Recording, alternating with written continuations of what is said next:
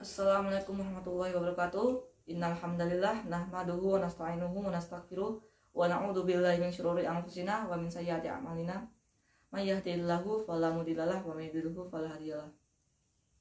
Wa asyhadu an la ilaha illallah wahdahu la syarikalah wa asyhadu anna Muhammadan abduhu wa rasuluh. Alhamdulillahirabbil alamin wassalatu ala asrafil anbiya'i wal mursalin wa ala alihi wa sahbihi ajma'in amma ba'du. Pertama-tama marilah kita semua panjatkan puji syukur kehadirat Allah Subhanahu wa taala yang telah melimpahkan rahmat dan kasih sayangnya. Pada hari ini kita masih diberikan kesehatan, kesempatan serta keimanan yang masih tertancap kuat di dalam hati kita masing-masing. Tidak lupa selawat serta salam kita curahkan kepada Nabiullah, Nabi junjungan kita, Nabi Muhammad SAW yang kita nantikan syafaatnya di yaumul akhir nanti. Allahumma sholli ala sayyidina Muhammad wa ala ali sayyidina Muhammad. Pada kesempatan kali ini saya akan menyampaikan kultum Ramadan singkat yang bertema tentang bahaya ghibah. Apa itu ghibah? Ghibah adalah membicarakan keburukan saudara sesama muslim yang masih hidup ataupun sudah meninggal, mengenai keburukan yang ada padanya yang tidak ia sukai seandainya ia mendengarnya, baik keburukan fisik, nasab, harta atau perilakunya. Mengungkapkan kalimat-kalimat lain yang serupa yang diketahui bahwa orang yang dibicarakan tidak suka akan hal itu seandainya ia mendengarnya. Sebagai seseorang muslim, tentunya kita harus menghindari perbuatan ghibah, karena ghibah dapat menghancurkan amal ibadah seseorang di akhirat nanti.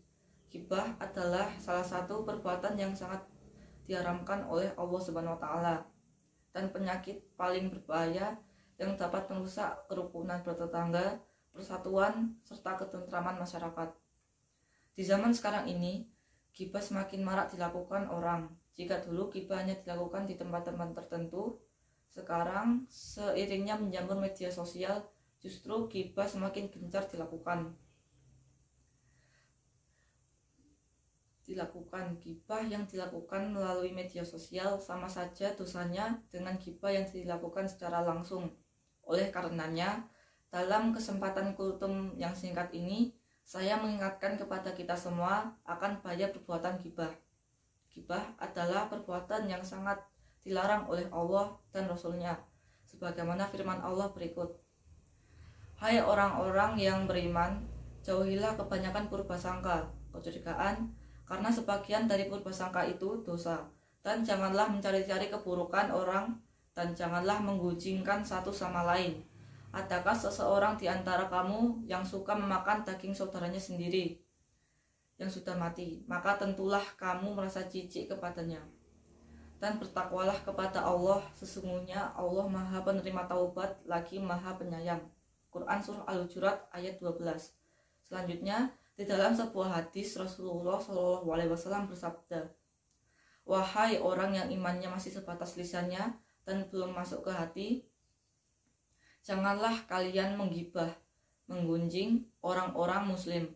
Janganlah kalian mencari-cari aurat aib mereka, karena barang siapa yang selalu mencari-cari kesalahan mereka, maka Allah akan membongkar kesalahannya. Serta barang siapa yang diungkap auratnya oleh Allah, maka dia akan memperlihatkannya aibnya di rumahnya. Dari ayat dan hadis tersebut sangatlah jelas bahwa ghibah sangat dilarang dalam agama Islam. Maka dari itu, jangan sampai kita melakukannya hanya karena kita tidak senang dengan orang lain. Berikut ini adalah contoh bahaya perbuatan ghibah bagi pelakunya. Yang satu, mengundang orang lain melakukan hal yang serupa terhadapnya. Sudah menjadi kebiasaan manusia melakukan pembalasan kepada orang-orang yang melakukan kejahatan kepadanya.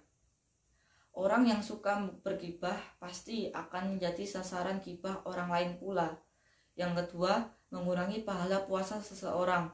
Sebagaimana hadis dari Abu Ubaidah bin Al-Jarrah, ia berkata, aku mendengar Rasulullah SAW bersabda, siapa yang tidak meninggalkan perkataan batil dan melakukan perbuatan batil dan kebodohan, maka Allah tidak punya keperluan terhadap orang yang meninggalkan makanan dan minumannya.